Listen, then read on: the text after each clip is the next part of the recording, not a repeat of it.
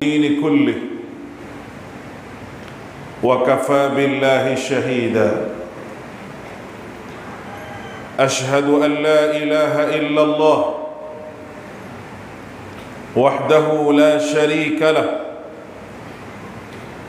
وأشهد أن محمدا عبده ورسوله اللهم صل وسلم على محمد وعلى آله وأصحابه ومن تبعهم بإحسان إلى يوم الدين أما بعد أيها المؤمنون اتقوا الله حق تقاته ولا تموتن إلا وأنتم مسلمون وتزودوا فإن خير الزاد التقوى واتقون يا أولي الألباب لعلكم تفلحون. Sidang Jumaat yang dikasihi oleh Allah, sekali lagi saya berpesan kepada diri saya dan kepada sidang Jumaat sekalian, supaya sama-sama kita bertakwa kepada Allah Subhanahu wa Ta'ala dengan kita menjunjung segala titah perintahnya dan kita meninggalkan segala larangannya. Kerana berjayalah mereka yang bertakwa, serta carilah bekalan, dan sebaik-baik bekalan iaitu bertakwa kepada Allah Subhanahu wa Ta'ala. Kita berada pada akhir bulan Sya'ban, menandakan bahawa kita telah pun semakin hampir kepada bulan Ramadan, dan pada minggu hadapan mungkin kita akan berada pada Jumaat di dalam bulan Ramadan. Ramadan yang ditunggu-tunggu, ia mempunyai nilai pahala yang berlipat kali ganda. Marilah kita melihat, sebelum berakhirnya bulan Sya'ban ini, ada beberapa perkara penting yang berlaku pada bulan Sya'ban yang mungkin sejarah itu kita lupakan, ataupun kita tidak pernah mendengar cerita. Ada beberapa sejarah yang besar yang berlaku pada bulan Sya'ban ini. Di antara peristiwa yang berlaku pada bulan Sya'ban, iaitu kiblat dipindahkan daripada Baitul Maqdis kepada Baitullahil Haram. Peristiwa ini berlaku pada 15 Sya'ban, ketika Nabi SAW bersolat zuhur. Sekalian lama umat Islam menghadap Baitul Maqdis, Nabi menadah tangan berdoa kepada Allah Subhanahu wa Ta'ala. Setiap hari dan setiap malam Nabi berdoa agar memindahkan kiblat umat Islam kepada Baitullah. Lalu Allah Subhanahu wa Ta'ala menjawab doa Nabi sallallahu alaihi wasallam dengan Allah Ta'ala berfirman dalam suratul Baqarah ayat 144, "Fawalli wajhaka syatral masjidil haram wa haitsuma kuntum fawallu wujuhakum syatrah." Hadapkanlah wajahmu kepada Masjidil Haram, dan di mana sahaja engkau berada, hadapkanlah wajah kamu ke arah itu. Peristiwa yang berlaku dalam solat zuhur ini diberi wahyu oleh Allah Ta'ala kepada baginda Nabi sallallahu alaihi wasallam. Lalu baginda hadapkan wajahnya ke Masjidil Haram. Mengikut para ulama, umat Islam menghadap ke Baitul Maqdis selama 17 bulan 3 hari. Rasulullah sallallahu alaihi wasallam tiba di Madinah pada hari Isnin 12 Rabiul Awal. Kemudian Allah Subhanahu wa Ta'ala memerintahkan Nabi menghadap kepada Kaabah pada hari Isnin pertengahan bulan Sya'ban, ketika mana solat zuhur. Peristiwa yang kedua yang berlaku pada bulan Sya'ban, yaitu turunnya ayat untuk berselawat kepada Nabi sallallahu alaihi wasallam. Dengan Allah Subhanahu wa taala menurunkan ayat dalam suratul Ahzab ayat yang ke-56. Innallaha wa malaikatahu yusalluna 'alan nabi ya ayyuhalladzina amanu sallu 'alaihi wa sallimu taslima. Sesungguhnya Allah taala dan para malaikat sentiasa berselawat kepada Nabi. Wahai orang-orang yang beriman, berselawat dan mengucap salamlah kamu kepadanya dengan sesungguhnya. Apabila turunnya ayat ini, para sahabat bertanya kepada Nabi, Qad arafna assalamu alayka ya Rasulullah.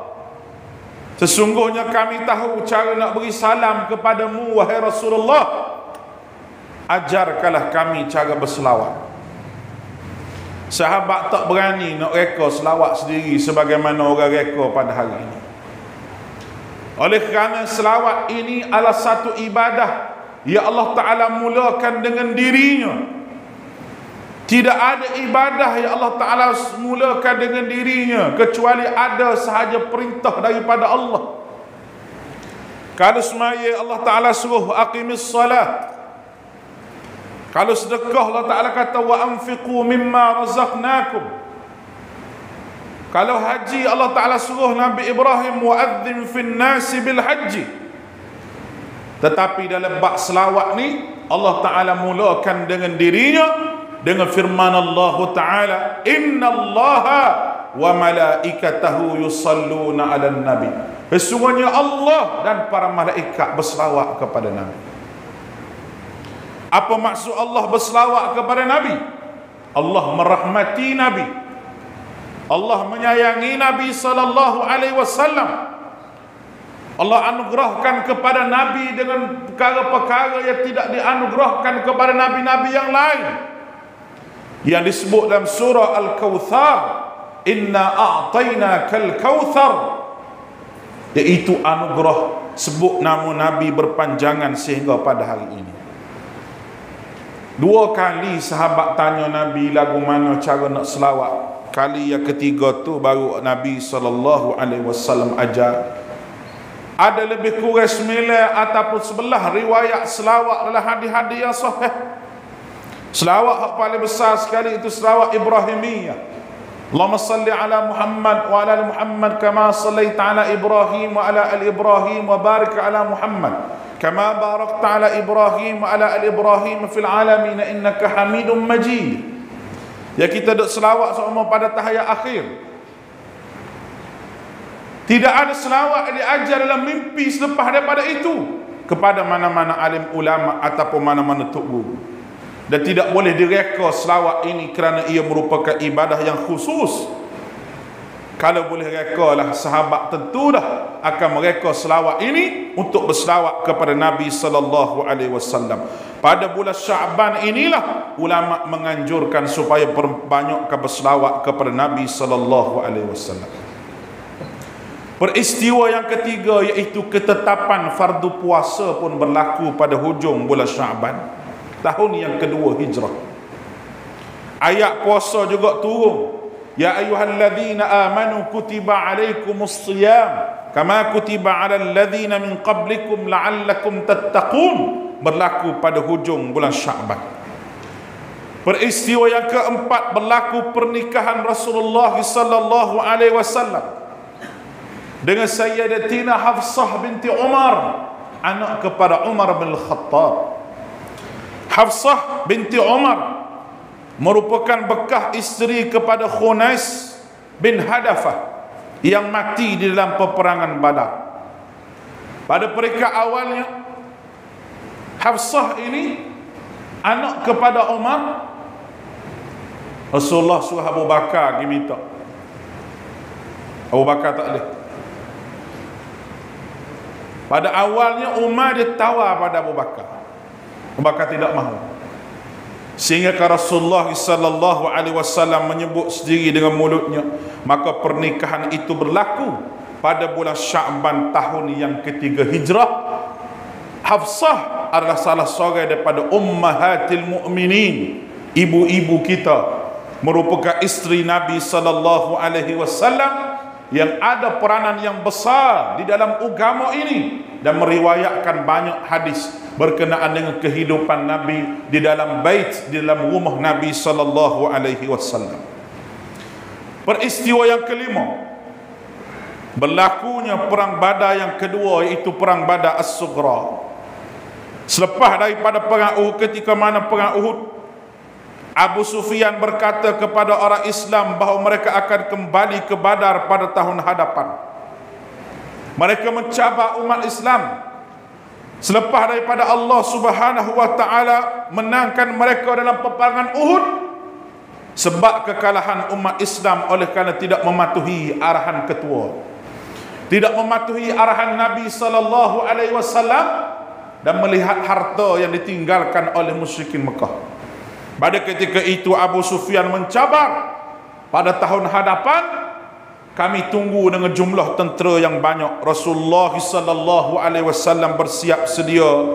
Rasulullah bersama dengan 1,500 orang para sahabat dan terdiri daripada 10 orang pahlawan yang berkuda. Rasulullah menanti orang musyrik di Badar pada bulan Syaban tahun yang keempat Hijrah. Tapi Abu Sufyan bersama 2,000 orang tentera dan 50 orang pasukan berkuda berhenti di tengah jalan, kemudian kembali ke Mekah, kerana Abu Sufyan mengatakan, aku rasa pada tahun ini berlaku kemarau yang cukup mengerikan, iaitu kemarau yang cukup dahsyat, kemarau yang panjang. Tentera Islam tunggu di medan Badar pada ketika itu 8 hari sebelum pulang ke Madinah tanpa berlaku sebarang peperangan. Itu peristiwa bulan Syaban. Peristiwa yang keenam berlaku dalam bulan Syaban, iaitu peristiwa Al-Ifk. Peristiwa lagu mana Sayyidatina Aisyah radhiyallahu anha, salah seorang daripada ummahatil mu'minin, difitnah, berlaku jahat dengan Safwan ibn Mu'attal. Dan fitnah itu disampaikan oleh Abdullah bin Ubay, ketua munafik di Madinah pada ketika itu. Peristiwa ini berlaku selepas daripada perang Bani Mustalaq pada tahun yang ke-6 Hijrah. Baginda Nabi sallallahu alaihi wasallam dalam keadaan yang begitu rungsing, yang begitu bimbang. Allah Subhanahu wa taala menurunkan ayat 11 hingga 13 dalam surah An-Nur, menjelaskan bahawa Aisyah radhiyallahu anha bersih daripada fitnah, dan itu adalah satu fitnah yang dahsyat kepada Aisyah. Bermakna Allah Ta'ala sendiri yang membersihkan Aisyah radhiyallahu anha. Sidang Jumaat yang dikasihi oleh Allah, kalau kita lihat kepada peristiwa Al-Ifk, iaitu peristiwa fitnah ini, ia merupakan satu ujian kepada keluarga Nabi sallallahu alaihi wasallam secara nyata. Allah Ta'ala uji keluarga Nabi dengan begitu dahsyat. Diuji dengan fitnah bahawa Aisyah ini berlaku curang di belakang Nabi dengan Safwan ibn Mu'attal. Peristiwa yang cukup panjang, yang tercatat dalam sejarah. Namun Aisyah radhiyallahu anha tetap dengan pendirian dia mengadu kepada Allah Subhanahu wa taala. Dan Aisyah dalam kata-katanya yang masyhur, tidak adalah yang lebih sedih yang aku alami selepas daripada kesedihan Nabi Ya'qub alaihi salam kerana kehilangan Nabi Yusuf alaihi salam. Apa yang mampu aku katakan, iaitu qala innama ashku bassi wa huzni ila Allah, aku serahkan kesedihan aku ini kepada Allah Subhanahu wa taala. Sehingga Nabi bertanya kepada semua para sahabat, bagaimana pandangan berkenaan dengan peristiwa Al-Ifk, iaitu peristiwa Aisyah ini dituduhi. Bagaimana perangai Aisyah, bagaimana tingkah laku Aisyah, Nabi tanya kepada semua sahabat. Dan Allah Subhanahu wa taala membersihkan Aisyah pada bulan Syaban. Peristiwa yang ketujuh yang berlaku pada bulan Syaban, iaitu peristiwa Nahwaran. Peristiwa ini bermula apabila terpecahnya pengikut Sayyidina Ali bin Abi Talib yang menjadi pengikut Syiah dengan kelompok Khawarij yang menentang pemerintahan pada ketika itu. Dan peristiwa ini Ali telah pun menang dalam peperangan, namun Muawiyah pada ketika itu mengangkat Al-Quran sebagai tanda untuk berdamai. Kisah ini tidak pernah diungkitkan kembali, dicerita dengan detail, kerana peristiwa ini merupakan peristiwa salah faham politik di kalangan para sahabat yang menyebabkan peperangan sesama sendiri. Sejarah hitam apabila peperangan itu berlaku di kalangan sahabat. Sama ada Sayyidina Ali ataupun Muawiyah yang betul, Allah Ta'ala a'lam, kita sahaja tidak mengetahui, hanya Allah Ta'ala sahaja yang mengetahui. Oleh kerana kedua-dua ini merupakan sahabat yang mulia. Apabila ditanya kepada Umar Abdul Aziz berkenaan dengan perbalahan di kalangan sahabat, jawab Umar Abdul Aziz, kuda, debu yang berada pada lubang hidung kuda Muawiyah itu lebih mulia daripada diri aku, kerana kuda dan debu itu adalah kuda dan debu yang berperang bersama dengan Nabi SAW. Jawapan yang ringkas yang diberi oleh Umar Abdul Aziz menandakan bahawa pertelingkahan dan perbalahan yang berlaku di zaman sahabat ini adalah merupakan pertelingkahan politik yang kita hanya baca sejarah sahaja, yang kita tidak perlu berpihak kepada puak mana-mana pada ketika ini. Peristiwa yang berlaku lagi yang menyedihkan umat Islam yang berlaku pada bulan Sya'ban yang tidak akan dilupakan oleh umat Islam, iaitu perampasan Baitul Maqdis dalam peperangan salib yang pertama. Tentera Kristian telah berjaya merampas Baitul Maqdis daripada umat Islam dan menduduki kota tersebut pada 13 Sya'ban tahun 492 Hijrah, iaitu dalam tahun 1099 Masehi. Namun beberapa puluh tahun kemudian barulah Baitul Maqdis Al-Aqsa Syarif dimiliki oleh umat Islam kembali. Itulah peristiwa yang berlaku pada bulan Sya'ban yang tidak akan dilupakan oleh mujahidin seluruh umat Islam seluruh dunia, iaitu apabila tanah suci umat Islam dirampas.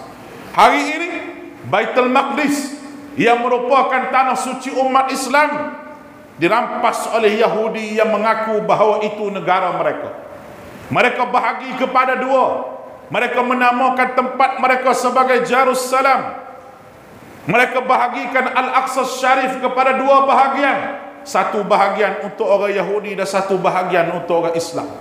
Di bahagian Yahudi terletaknya makam Ibrahim yang mereka anggap bahawa Nabi Ibrahim ini merupakan bapa agama kepada mereka.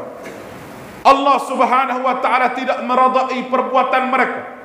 Apa sebenarnya yang mereka mahukan? Yang mereka mahukan adalah Baitul Maqdis dan meruntuhkan Baitul Maqdis untuk membina Haikal Sulaiman sebagai tempat ibadat bagi mereka.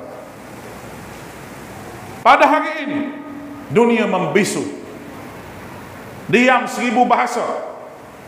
Negara-negara umat Islam menjadi takut kepada kuasa besar dunia. Kita boleh nampak apa yang berlaku pada hari ini merupakan peraturan daripada kuasa besar dunia. Dan kita kena ingat juga bahawa dalam bulan Sya'ban ini juga ada satu peristiwa juga yang menggembirakan umat Islam, iaitu peristiwa diambil kembali Baitul Maqdis itu daripada tangan musuh-musuh Islam. Sidang Jumaat yang dikasihi oleh Allah, selain daripada peristiwa itu terdapat peristiwa lain juga yang berlaku yang menyedihkan Nabi kita Muhammad sallallahu alaihi wasallam, yaitu kewafatan Sayyidah Ummi Kalthum yang merupakan puteri Rasulullah sallallahu alaihi wasallam, dan kewafatan salah seorang daripada isteri baginda juga pada ketika itu yang bernama Hafsah bin Umar, yang berlaku selepas daripada kewafatan Nabi sallallahu alaihi wasallam. Berlakunya kewafatan Zainab binti Jahsh dan berlaku juga kewafatan lepas daripada itu Hafsah bin Umar. Semua ini adalah peristiwa sejarah yang berlaku kepada umat Islam. Kenapa kita sebutkan peristiwa sejarah ini? Supaya kita ingat bahawa umat Islam ini ada identiti dia, umat Islam ini ada gah dia, umat Islam ini ada hebah dia apabila umat ini berpegang dengan agama. Kita tidak akan menjadi hebat jikalau kita hanya berpegang kepada bangsa semata-mata. Tapi kita akan jadi hebat apabila kita pegang kepada agama. Kerana dengan pegang kepada agama inilah umat Islam pernah memerintah satu dunia. Umat Islam pernah menakluki dunia dan pernah mengalahkan musuh-musuh Islam yang lebih besar tenteranya daripada tentera umat Islam. Mudah-mudahan menjadi pengajaran kepada kita. Aqulu qawli hadha wa astaghfirullahal azim li wa lakum fa ya fawzal mustaghfirin wa ya najatat taibin.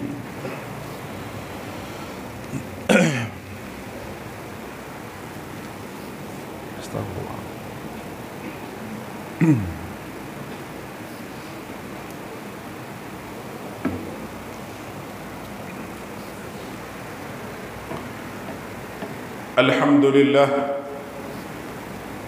الحمد لله الذي هدانا لهذا